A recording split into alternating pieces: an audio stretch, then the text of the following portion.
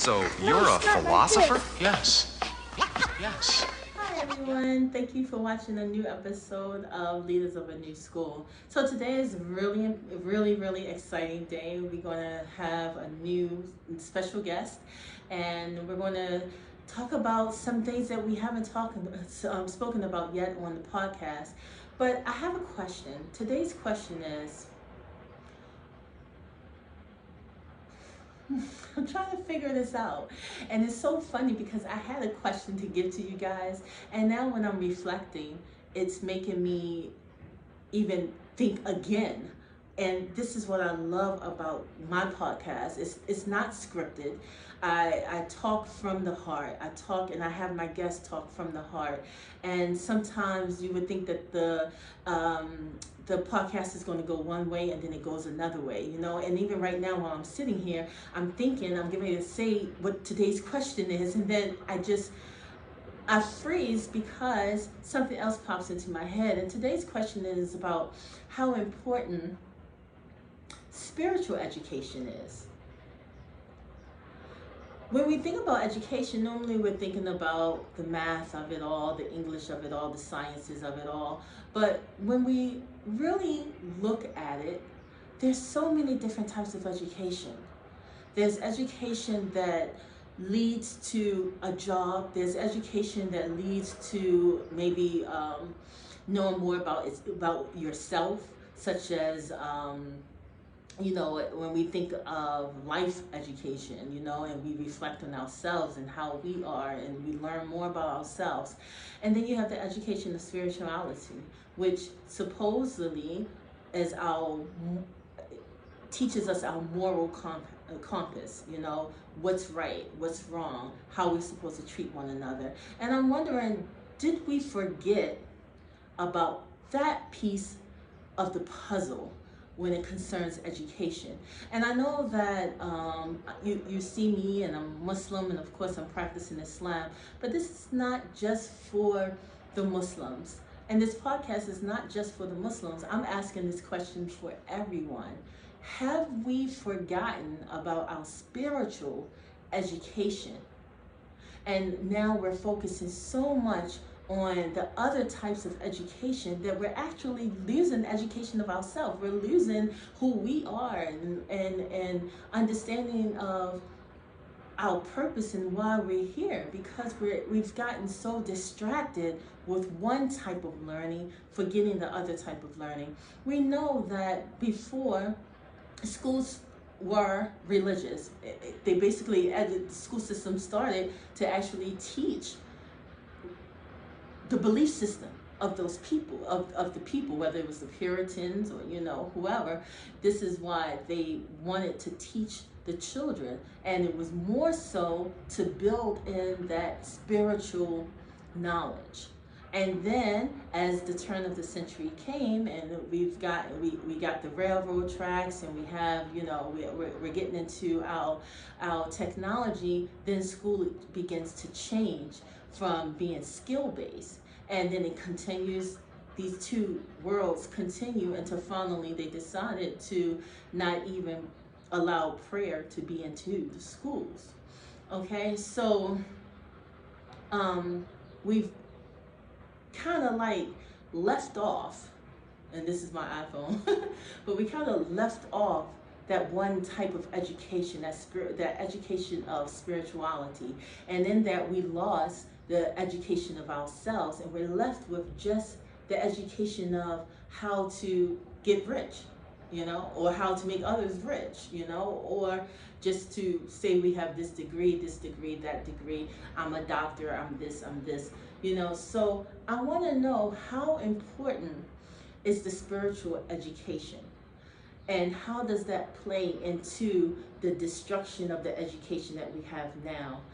I have this, like I said, I have a special guest, but before we do that, I want to remind you guys again to like and subscribe and share this video, and please make comments, and let's have a discussion. Anytime that we're here together, I want us to have a discussion. I don't want it to just be me or my guest speaking. I want us to have this discussion. So please feel free to comment as well. And when we come back, we're going to have a special guest, and let's get into it. Let's talk about the different types of education and the importance spiritual education um, plays into the real education of a person and a child. Okay, so stick around. We'll be right back. So you won't want to miss it. So No, you're a it's not like philosopher? this. Yes. Yes. Okay, welcome back, everyone. And as promised, we have a very special guest. I know I say special guest all the time, but this one is a special guest for me. This is Abu Harun. He is a husband of one, a children of 10, and also he is a muhajir. So I welcome you to our podcast. Thank you for coming, inshallah, and being interviewed by me. Wife, by the way. This is why it's so special, because he is my husband. I'm happy to say, I'm proud to say that. So, as you know, in our podcast, we discuss education, and we look at education as reform. And I think that sometimes we can lose sight that education is also a religious education and a religious reformation of how we rethink and how we think about think about intelligence and everything like that. So what I want to do, if you don't mind, just can you give us some background information about yourself as it relates to education, as it relates to your education history. So give us some history about how we went, because we want to try to get the audience to understand what brought you here. And in order to understand what brought you here, sometimes we have to know just a little bit about the background. بسم الله الرحمن الرحيم والصلاة والسلام على رسول الله وعلى آله وصحبه أجمعين. There's a story behind this. Okay. It's not for the planet, alhamdulillah. But I went to school in Harlem, New York, at Martin Luther King Junior High School on 66 in Amsterdam. Finished high school in 1990. Took a huge break from there. Didn't re-attend school in college maybe until 2002. 2001, I went to NYIT, which is New York Institute of Technology. I stayed on the Central ISTEP campus. I focused on becoming an X-ray technician. But alhamdulillah, it didn't work out for me. Going through some dunya, some fitna, and at the time I wasn't a Muslim, mashallah ta'ala. 1 second. For our listeners that aren't Muslim or do not have an understanding of the Arabic language, dunya means like life of this world, the worldly life, and fitna means like a test or a trial. Mm-hmm. Yeah, going through troubles and stuff. Confusion, a lot of confusion. Being from Brooklyn, being from Harlem, a lot of worldly matters, mashallah ta'ala. We ask Allah to forgive us for our past. I mean, from there. So let me just stop you for 1 second. So, can you describe what was education like back then when you were growing up, and what you can remember from your educational childhood? Like how was it? What did they inspire you? Were you forced to be studious? What was it like? As a child of an educator, my mother was an educator. My father was an educator at one time until he became a police officer in New York State. It was natural to be studious. It was because I had my father and mother there. But it seemed as though once my father left, it seems, and I'm looking back now, it seemed as if things took a turn. It went downhill because there wasn't any male focus on me. It was just on my sister, not on myself. But it wasn't really on her. My mother worked all the time. I mean, my mother was one of those women that she loved her job tremendously. She was definitely a workaholic, day in and day out, up until 3-4 o'clock in the morning, just to get up in the morning and go back to school and do it all over again. So the focus wasn't my sister and I, but yeah, we had the attention from my mother we got some attention. But as a male, there wasn't a there wasn't an influence or an affluence on me. Alhamdulillah. It was just looking at my sister, looking at my mother, and then from there we moved back to Harlem, and then that's when we moved back at the time right before the crack era. So right before that time, it was actually, Harlem was nice, Brooklyn was nice, New York was nice. And then when that crack era hit, things just changed, and at the same time I was allowed to go outside. So totally miseducated. Wow, you speak as you're talking, so much is coming into my head, because you're bringing up a lot of points. One, being an educator myself, I do know that with teachers, you spend so much time trying to prepare and get your students right, that even with myself, my household kind of gotten, even though I was giving them everything that they needed, of course I wasn't giving them everything that they needed, because a teacher's role is so, it's not, I don't want to say strenuous, but it takes up a lot of time. So I definitely understand, being a single mother, how that affects the household, and we talked about that in the last episode when we talked about the family structure. Also, the fact that you point out about having that male presence, and that male presence, you would say, changed the dynamics of maybe even how you felt about school, or how you felt about education, or what you felt like you could do, you couldn't do.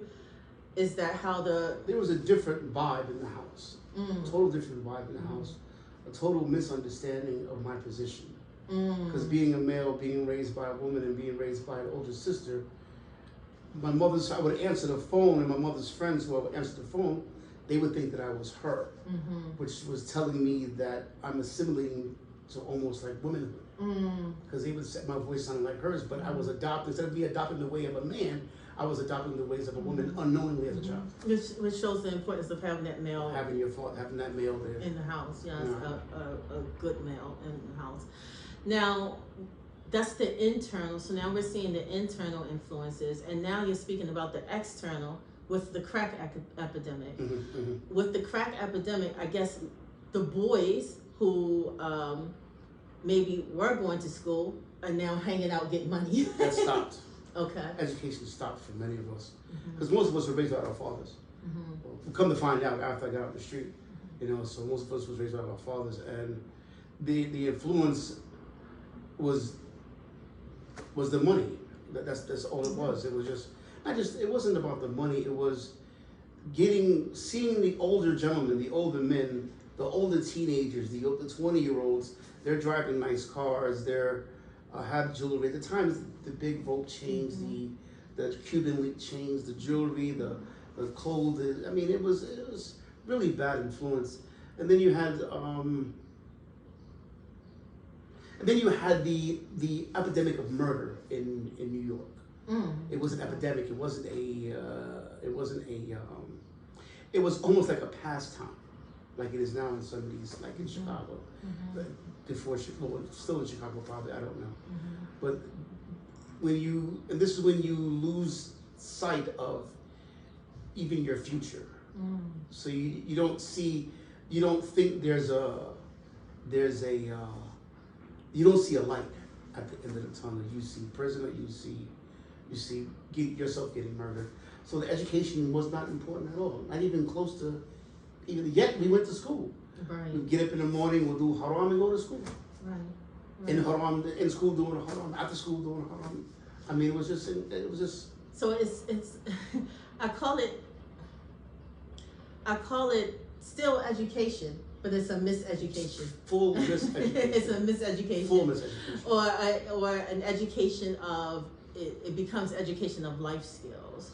Now, what do you think? And I know this is, I don't like to deal with what ifs. Of course, in our religion, we don't deal with what ifs.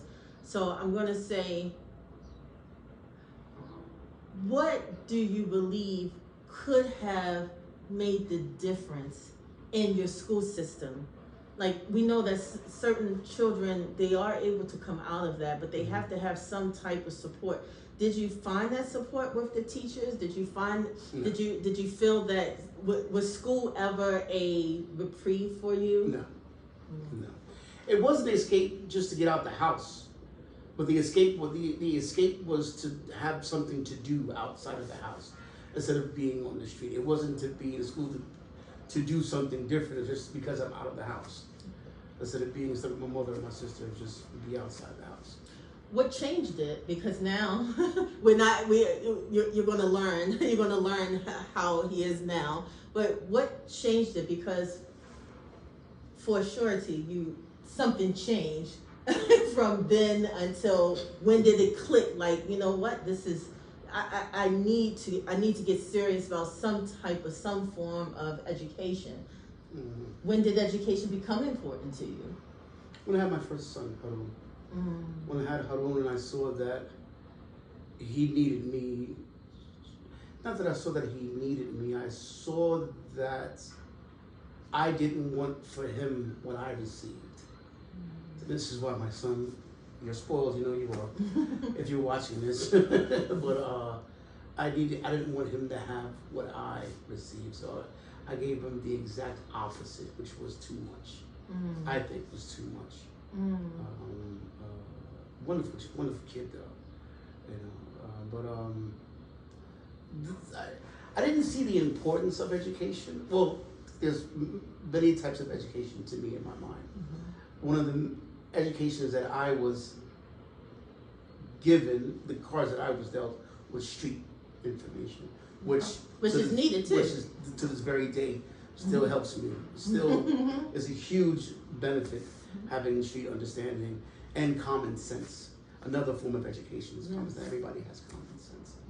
And then, but after I had my son, before I had Harun, I went to St. Philip's College in Texas, and there I almost finished. But then he came, so I had to stop. But I saw the importance of education.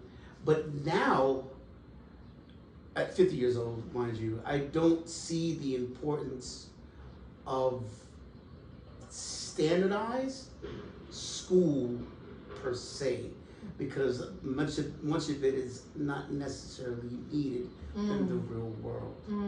Like right now, in our time, well, not our time, but right now for the youth, what's important is how they're going to provide for their families. Once you cross that goal of high school, what are you going to do immediately to make money if you're not going to go to get a further education? Education meaning a skill. Doctor, lawyer, something in education. Even carpenter and things like that. A carpenter. Anything that you can provide for yourself with your own hands. This is what's necessary, not just for men, but also for women. What can you do? After you finish high school, you should know a year or two before that what you're going to be doing to make funds for yourself, to put food, clothing, and shelter on yourself. And I think that's important. A lot of even the first episode with our daughters, when they were sitting, one of the things that they stated is that school is becoming outdated for them. It's there for social aspects. They can socialize all day. However, to have something meaningful, come out with something meaningful, is almost like what? You know, you're still looking at what can I do? And you shouldn't have to go another 4-8 years trying to determine how you're going to earn a living. Even like one of our scholars of the past, he said that we should be able to, you should have your PhD by the age of 16. And it shows how much time we waste, especially in the US. How much and in the UK, how much time we waste in school. Doing the same thing for an entire year, staying on. It doesn't make any sense. Which is why we probably lose so many of our children, especially boys, because boys are about the now. They want to have that now. So I want to get to now, because you're doing something that I don't think has been done, and if it has, maybe very few times. But before we get to that, I want to just invite everyone to make sure that you like, hit the subscribe button, make a comment, show me some love, spread the word, and keep coming. Now, it's so much we have to talk about, because you have a lot that's going on. You have a lot that's going on. But before we even get to that, I want to ask, what type of household are you trying to set up now, based upon where you know your mistakes were, based upon how you were raised, based upon what's important, and your reflections of everything? What type of household atmosphere are you trying to set, as far as with the learning and the education, and trying to prevent the miseducation of the children? Well, now that we Yes. have 5 little ones, and 4 or 5 big ones. I'm old, I lose count. The beautiful part about our household is that our 4 older ones,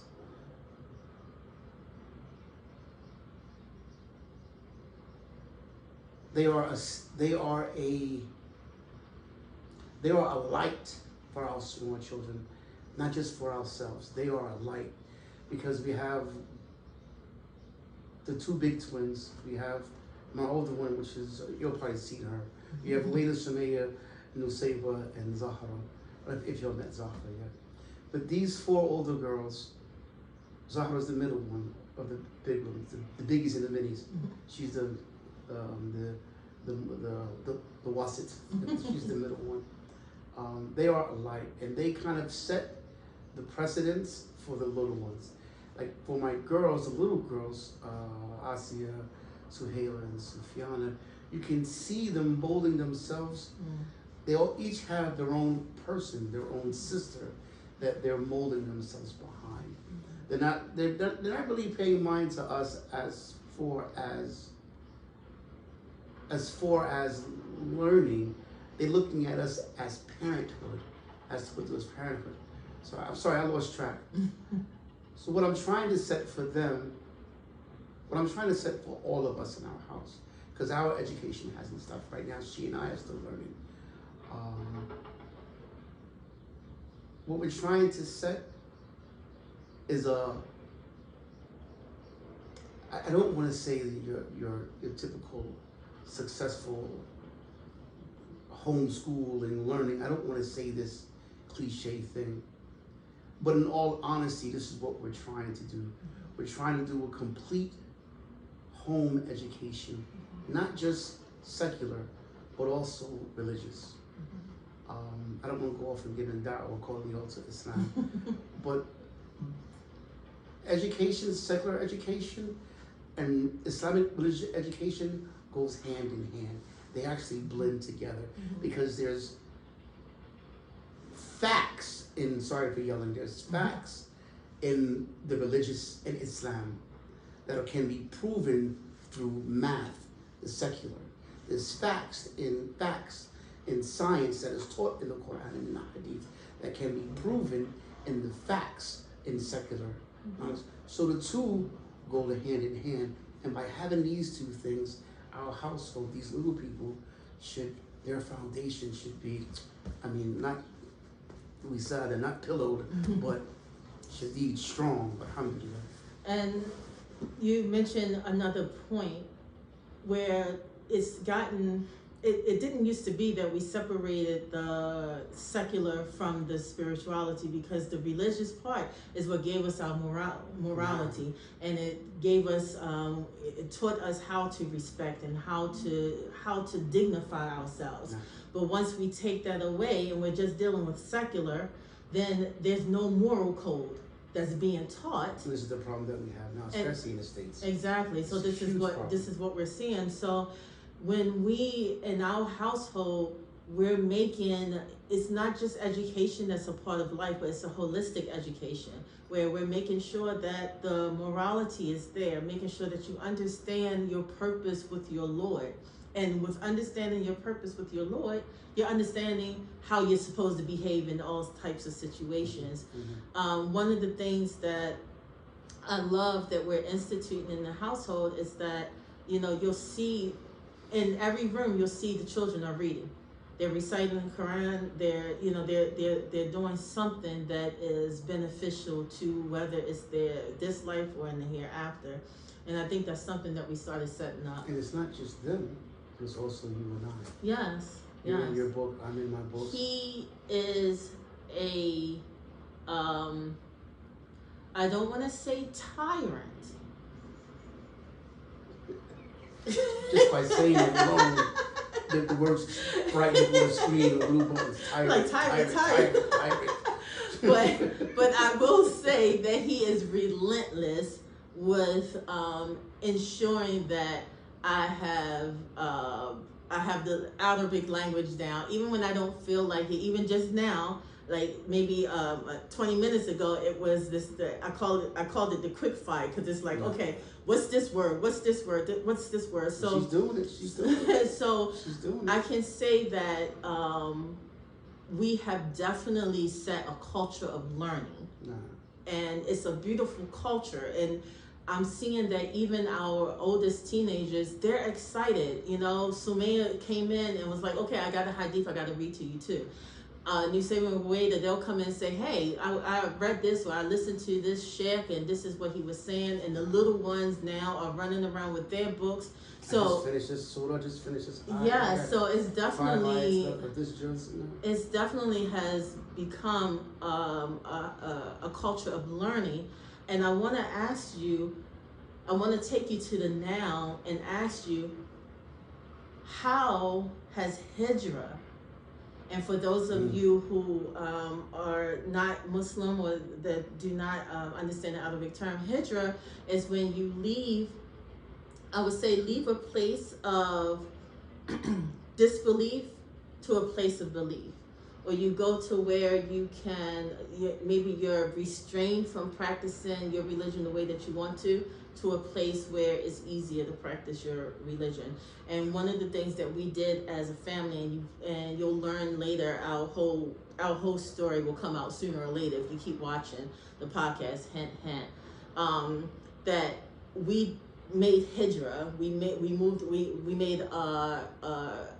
honest intention to leave the place of America where we were constantly getting distracted, to go to a place where there are no distractions. So I want to ask you, how has Hijrah, what importance did Hijrah play on our culture of learning? And maybe you can let the folks know the importance of Hijrah by itself anyway.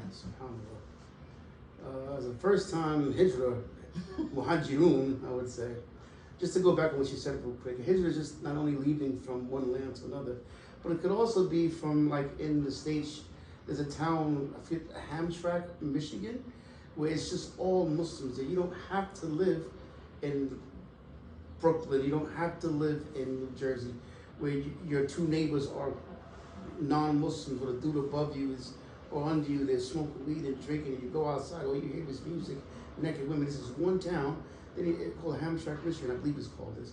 Another brother in Arizona, he bought a huge piece of land just to put the Muslims on.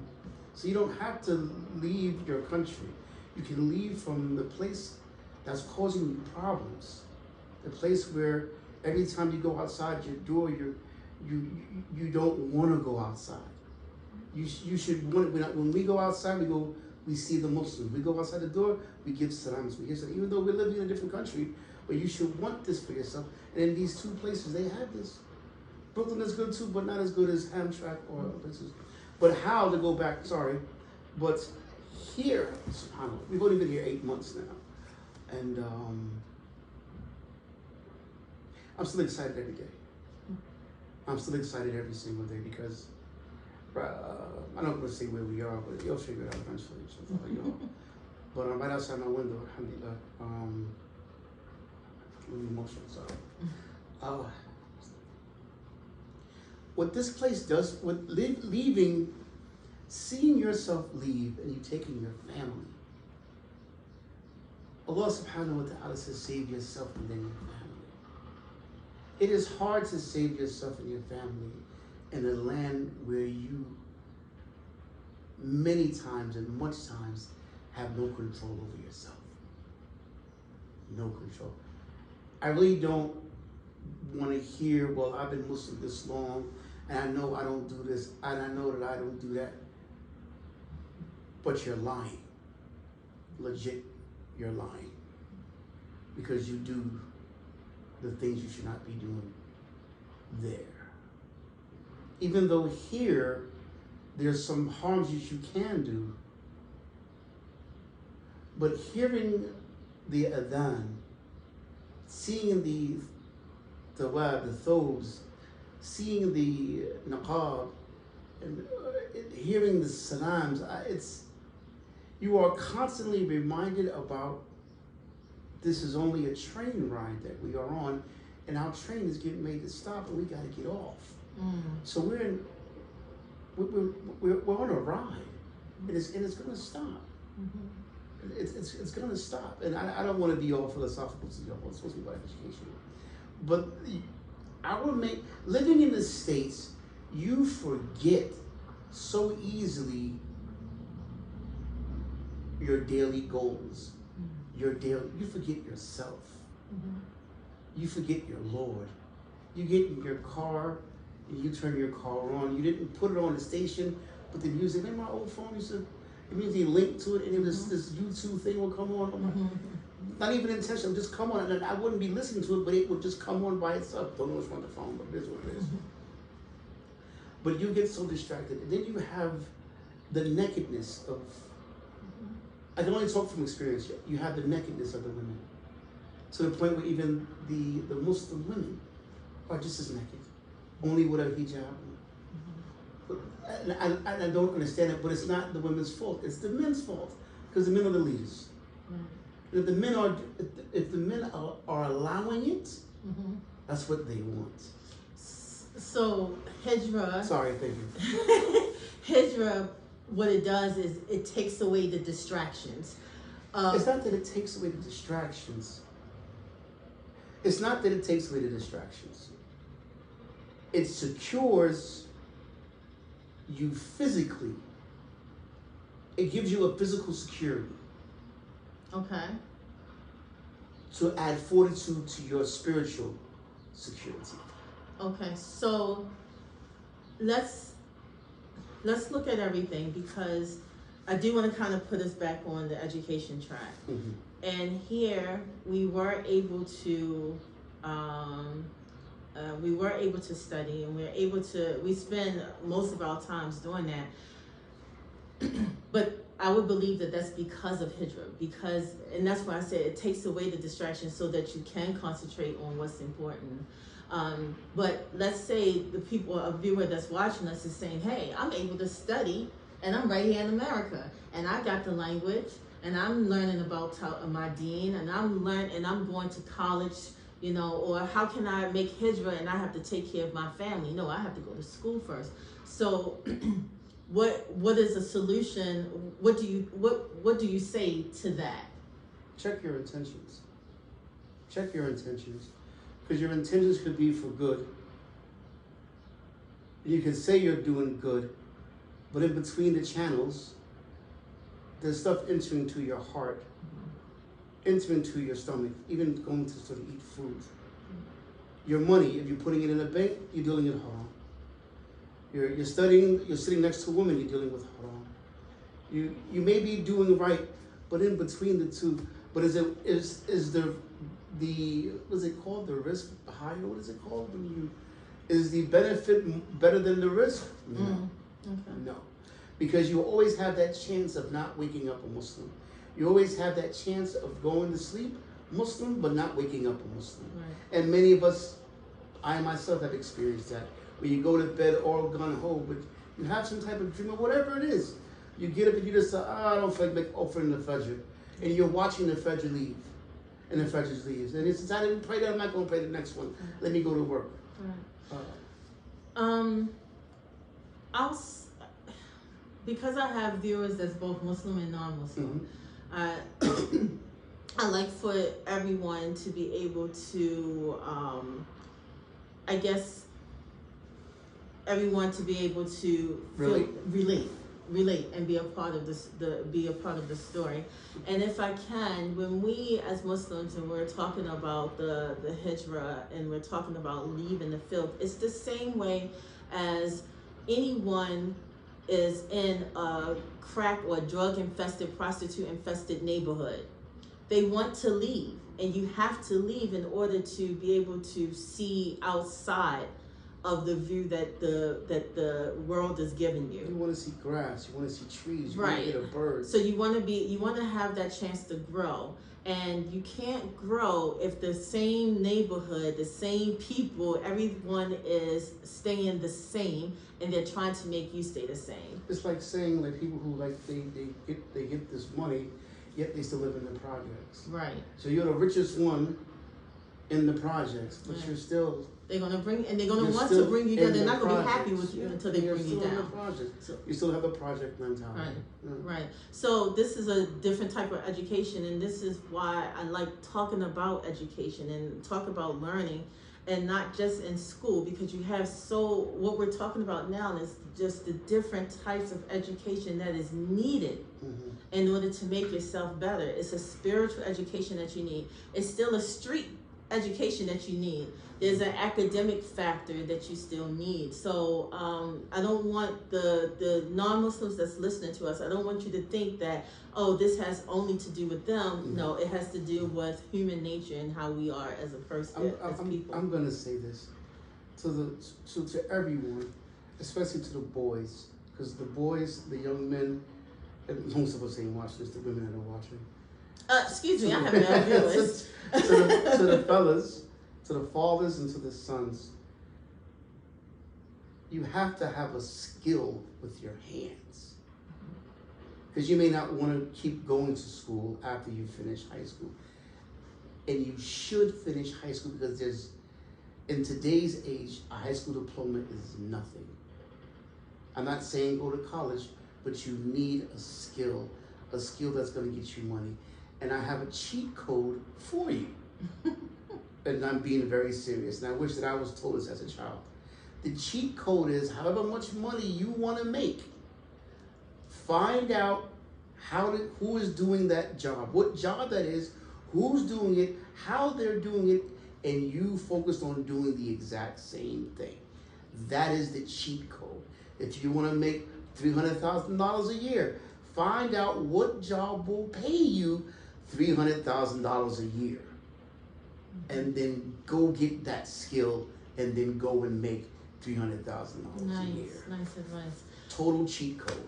Now, I want to go on to. I told the viewers that you're doing something that it hasn't been done too many times, if not maybe only one other time, and that is that you are.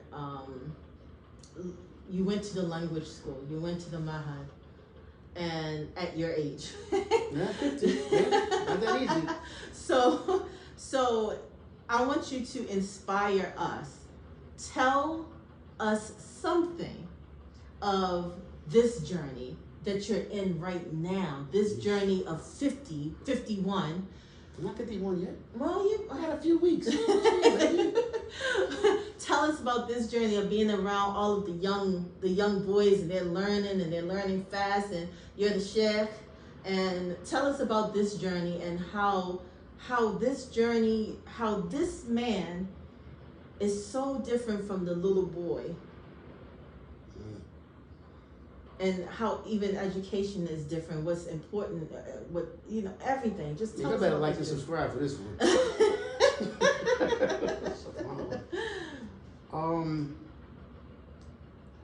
What I'm doing is I'm homeschooling myself. And I'm going to the masjid here, and I have a few friends that I sit and talk with. We only speak in Arabic. It's a heck of a. I find it fun because it's something I've never done before, and then I also go to the Jamia, the university sometimes, and one of the Islamic universities I go to here where we live, and being 50, I'm the oldest one in the building, besides some of the instructors. And most of the instructors I had there, they were all younger than me, and which is incredible. They call me the chef, which is irritating. But what is it like? I wish I didn't waste so much time in my life. And that's the whole thing. I wish I didn't waste so much time. 50 years goes by just like that. But the beauty of what I'm doing now is it's fully intentional. Every letter, every word, every conversation, it is fully engaging, fully intentional. And every day I speak, I don't know what's going to happen next because I'm introduced to more and to more people just because of the language alone. Because of the language alone, it opens other doors and highways. So I would tell everybody, learn a second language, learn a third language, engage yourself, get into it. Don't speak English between 8 and 9, only speak your language that you want to learn. And then from there, between 7 and 10, only speak that language, and then let it grow to the point where all you're speaking all day long is your intended new language. I have to say that the journey, I'm watching your journey, I'm taking the journey with you as well. And it has been, every day is exciting. I concur. Every day is exciting because I watch you go through your downs with learning, and then you go up, and then you get so excited, and then you get on my nerves with your excitement, and then you know so everything, I'm on this journey with you, and to watch it and to be a part of it, and to try to match your energy and trying to match, you know this, okay, I want to know this, to be able to just go through it with you is it's like I can only describe it as a rebirth, because even though I'm from a very strong educational background, and I've been in education for so long, but this feels renewed. Even though I'm not back in it, I feel like it's for me. That's what it feels like. It's intentional. Yes, it's just, and it's making me feel alive.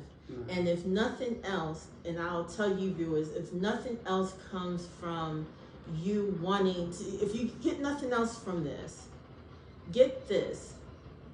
You have to be in a place that's going to allow, you have to be in a place, and you have to be attached to someone that's going to allow you to grow, to get better, and to nurture what you can be.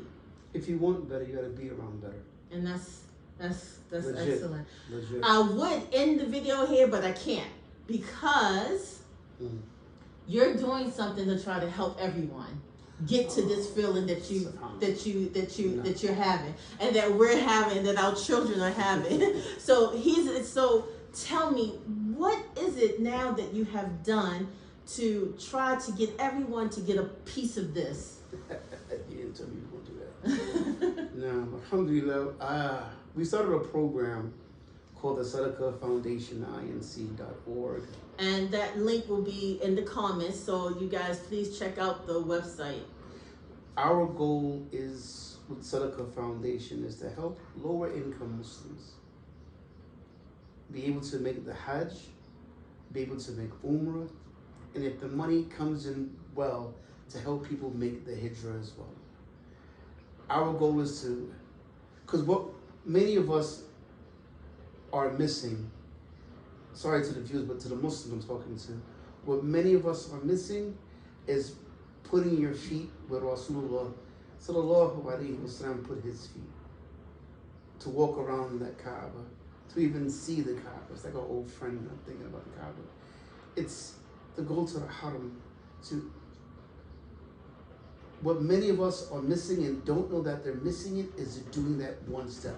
Because before we made Umrah, for so many years I felt that there was, I even told you there was something missing, and I don't know what it is.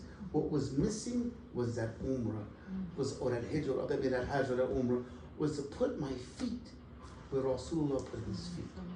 To see the Kaaba with my own eyes, not just on TV or on YouTube. To make the tawaf, to make the 2 rakat after behind the maqam of Ibrahim, to run between Safa and Marwa, and we run it between Safa. We run it. The first time I couldn't do it, I could barely walk. But our goal with Sadaqah Foundation is to try to help those who have that dream of hijrah, hijrah, umrah, or hajj, and really can't afford to do so. Because I was there. Hell, we're still there. Along with the best. But to help. Because I myself, when I saw people make umrah or make the hajj, the first 2 brothers I've seen make hajj, one was Abdul Basir, other one was Abdul Aziz. I've known them for, not for too long, but we sat with them and I met them and we all talked. This is many years ago. But then they went to hajj, and when they came back, they weren't the same 2 people. And from then on, every time I saw someone make hajj or someone make umrah, when I see them after they come back, or weeks after they come back, or years after they've made that 1 or 2 umrah or hajj, they're not the same people. Because they've actually have now an actual chain link. There's a chain link that you literally are attaching yourself to. And this is what the Sadaqah Foundation, INC, is really all about. We don't give out money, no. We financially give money to a third party to help. One of the requirements are the person has to have their passport and the visa. And they have to have at least 25% or between 25 and 75% of the money to be able to make umrah. Umrah is only $2,500, or depending on the time of year, $3,000. They have to have at least something to show us that they're willing to go. They give this money to the third party, which is the brother Abu Hasnitz, or the brother, hopefully I can talk to the brother, I'm not going to say his name now, but they give their money to his program. They both have a Hajj and Umrah program. Trust me, that's how we made Umrah, through the brother Abu Hasnitz with his program.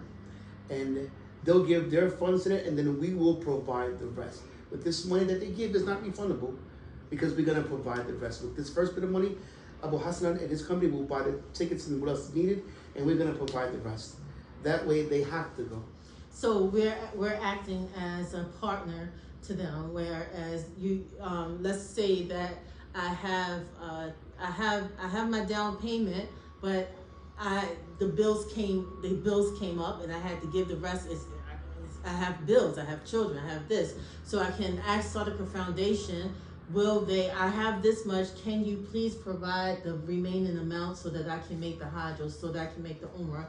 And then from that, based upon the qualifications being met, you will then pay the company the remaining amount so that you can make the Hajj and the Hijrah and the Umrah. So guys, please go to the website www.sadaqahfoundationsinc.org and look and see. It's not, if you need to apply, then apply. But right now, we need your donations to help others to get to there.